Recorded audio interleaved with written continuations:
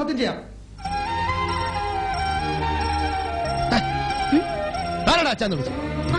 ഞാനൊന്നും കേട്ടില്ലല്ലോ. ഇപ്പോഴും വിളിച്ചു. ഇവിടുന്നായിരുന്നോ?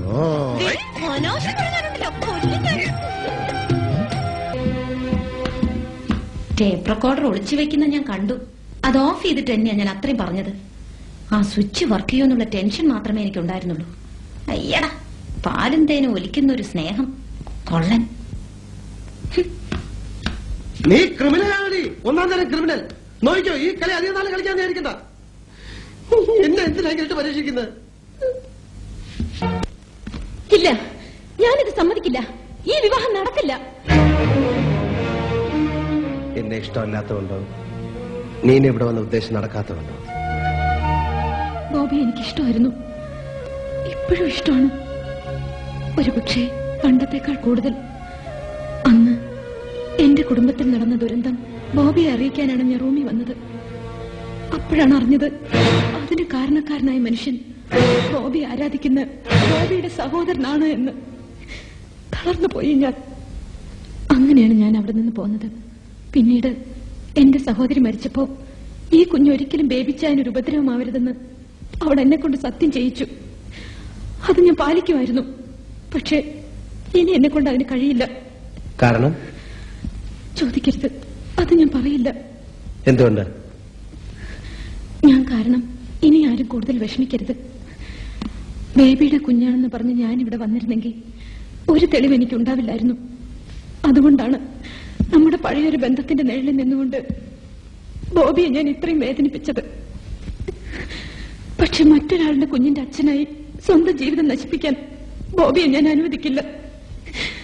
ഞങ്ങൾ പൊയ്ക്കോളാം, ആരെയും നോവിക്കാതെ. ഒരിക്കൽ നീ എന്നെ വല്ലാതെ വേദനിപ്പിച്ചാ പോയത്. സമയമെടുത്ത് ഒരുപാട് അത് മറക്കാൻ. എല്ലാം മറന്നു കഴിഞ്ഞപ്പോ ഓർമ്മിപ്പിക്കാൻ വീണ്ടും വന്നു. മനസ്സ് വീണ്ടും ആഗ്രഹിച്ചതുകൊണ്ടാ സ്വീകരിക്കാമെന്ന് തീരുമാനിച്ചത്. അപ്പൊ വീണ്ടും പോകുന്നതെന്ന് പറയുന്നു. ബോബി, എനിക്ക് പറയാനാവാത്ത കാര്യങ്ങൾ. നീ എന്നെ കൊരങ്ങ് കളിപ്പിക്കാനോടി? നിനക്കെന്താ എത്ര പറയാൻ വയ്യാത്ത രഹസ്യങ്ങൾ? നീ വല്ല എന്റെ ഭാര്യയാണെന്നോ? അതോ നീ ആരെങ്കിലും കൊന്നിട്ട് വരികയാണെന്നോ? അതോ അമേരിക്ക ആദ്യം പോകുമ്പോൾ നിന്റെ തലയെ കെട്ടി വെച്ചിരിക്കുകയാണെന്നോ?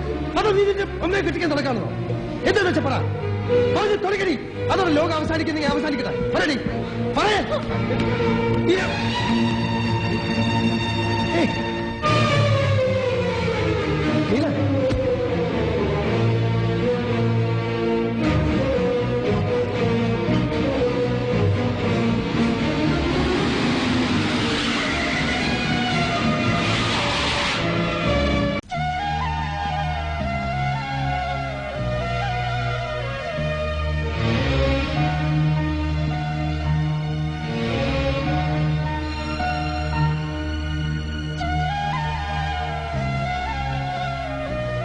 ഞാൻ പറയാതെ തന്നെ ബാക്കി കഥയെ അറിഞ്ഞൂല്ലേ?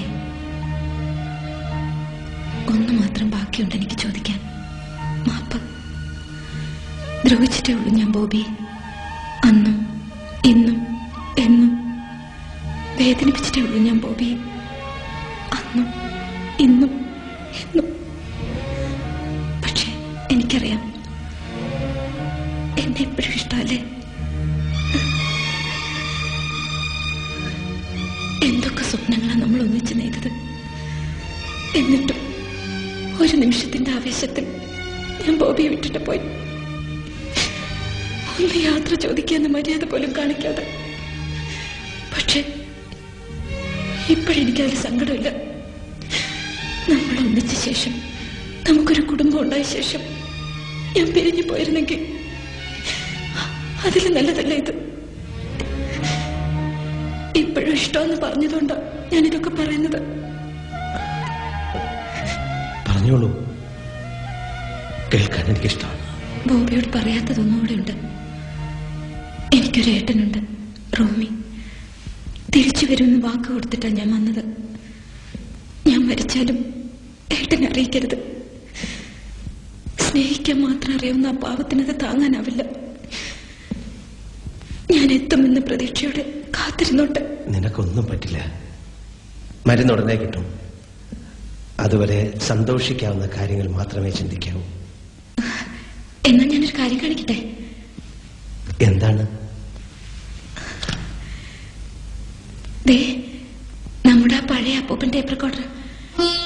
അപ്പൂപ്പൻ ഇപ്പോഴും നാക്കിനും ചെവിക്കും കുഴപ്പമൊന്നുമില്ല. ഒന്ന് പാടാമോ? ഇപ്പോഴോ? പതുക്കെ. ദേ, അപ്പൂപ്പന്റെ ചെവി പാടിയാ മതി. സന്തോഷമായിരിക്കണമെന്ന് പറഞ്ഞില്ലേ? എന്ത് രസാ എല്ലാം ഒന്ന് ഓർമ്മിക്കാൻ.